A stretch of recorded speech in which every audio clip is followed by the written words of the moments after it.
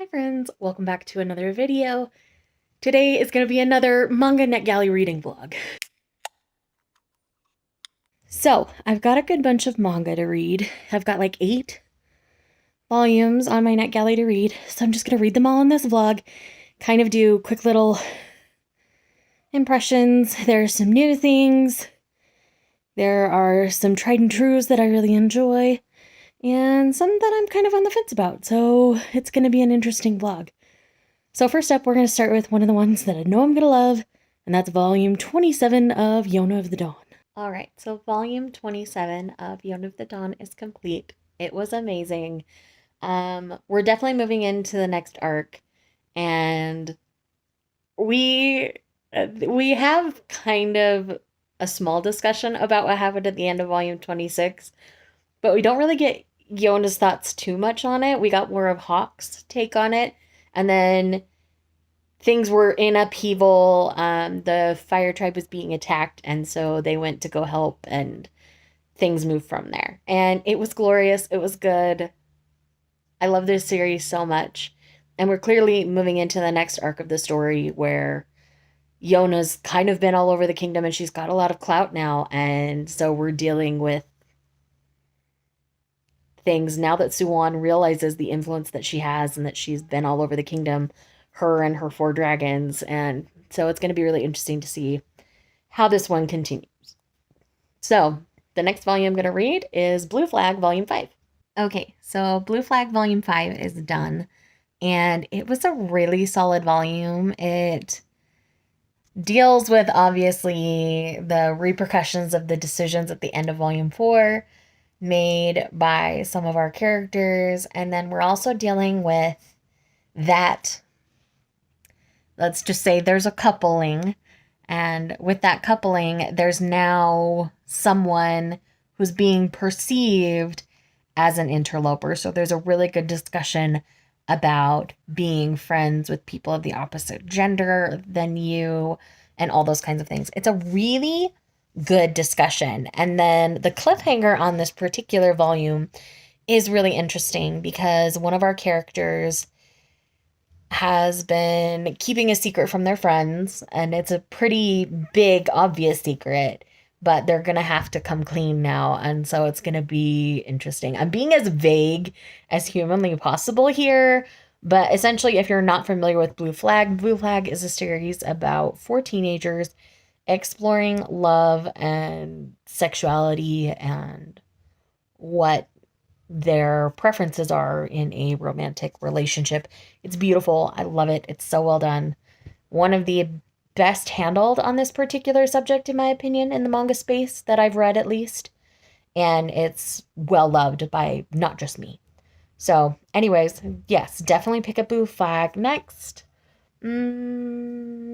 I think I want to do...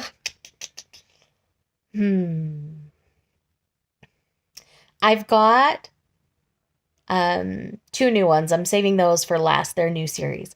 So I'm going to save them for the end of this video. So let's do Komi. I am ready for some more Komi. So I'm going to read Komi next. Komi Volume 10. Okay, so I just finished Komi Volume 10, and it was so cute. Komi's made a new friend, and this is going to be like a substantial friend. They've changed classes. It's been a year since the beginning of the series. And so now she's in a new class and all those kinds of things. It's really fun. I really like this new friend. She is a very different kind of shy, a little more like mine than Komi. Komi's like mine, and they both kind of have a little bit of anxiety in different ways. It's sweet. Their friendship is really cute. Komi does her first sleepover. Like, it's fantastic. I really, really loved this particular volume, but I do see a conflict arising coming up here shortly. So it's going to be really, really interesting to see how they choose to play this out.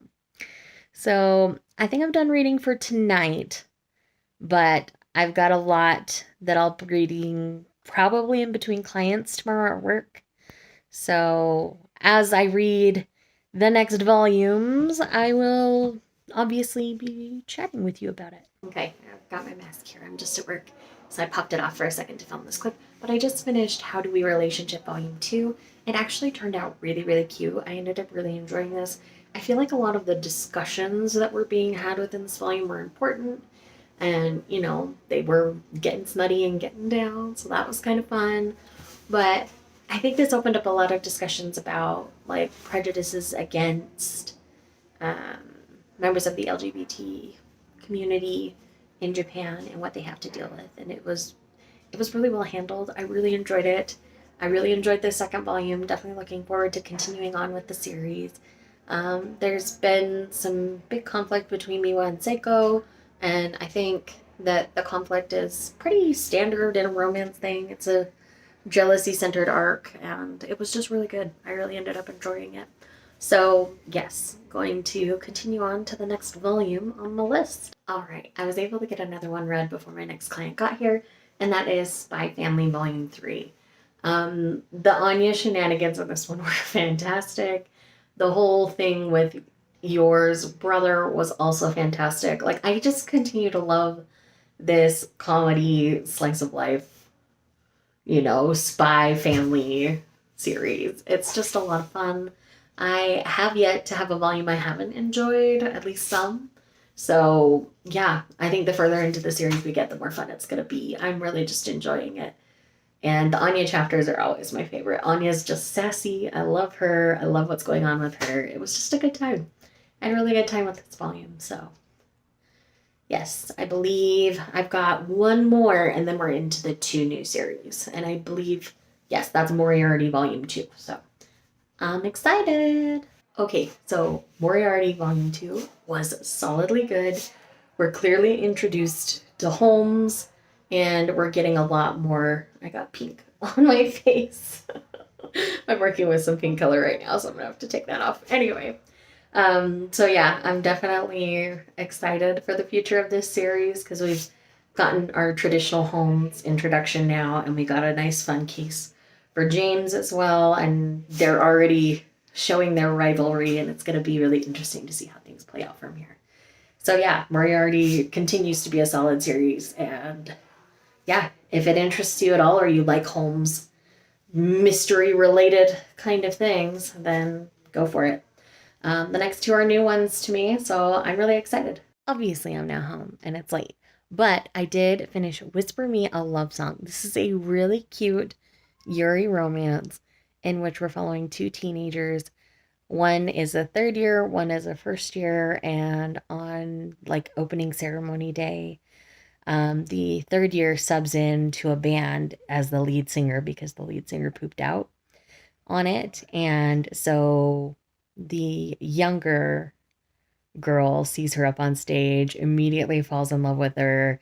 They have this whole love at first sight thing, and then they actually start a really sweet friendship that they hope develops into a relationship. And it's really sweet. It's really cute. I'm really enjoying it so far, and I'm definitely going to be picking up volume 2 of this one and a physical version of volume 1. This one's already out. I know everything else will be coming out either in December or January, but this one I know is already out. I just got approved for the arc after it had already come out for some reason. But yes, really enjoying it. Great first volume. Definitely worth a pickup. It is adorable. The art is super cute, and I just really like the characters. They're really fun. It's very much a Grumpy Sunshine kind of situation, and I'm here for it. So next up is The King's Beast, which doesn't come out, I believe, until February next year. But I got approved for the arc, and I'm fangirling a little bit. It takes place in the same world as Dawn of the Arcana. I'm so excited. I'm going to dive in.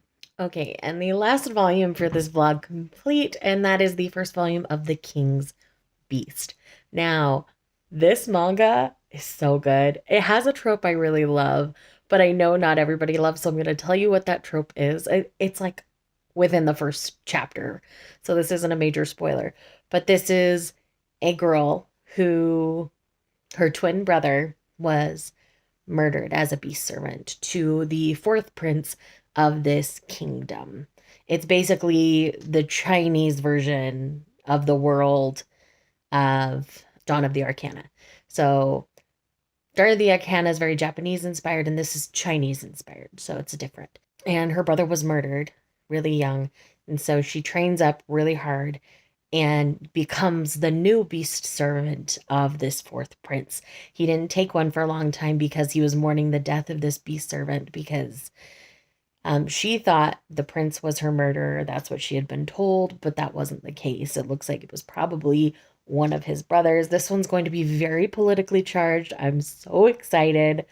Oh my word. I already shipped them together. Oh, I'm so excited. Y'all, this is so good. I'm so grateful that Viz gives us such good political fantasy shoujo, because I'm thriving. I'm literally thriving on this volume. It's so good. I'm so excited for the rest of this series. I'm a huge Ray Tilma fan. Being back in the Dawn of the Arcana world with the Ajin and everything is fantastic.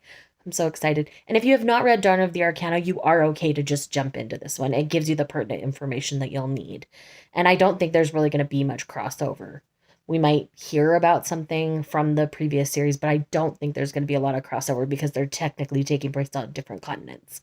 So, yes, I'm very excited. Definitely pick this one up. So that's the end of this vlog. I hope you enjoyed kind of a sneak peek at some coming soon or newly out things. And if you like seeing videos like this, let me know in the comments down below and I will keep doing them. Thanks so much for watching. I'll see you in the next one.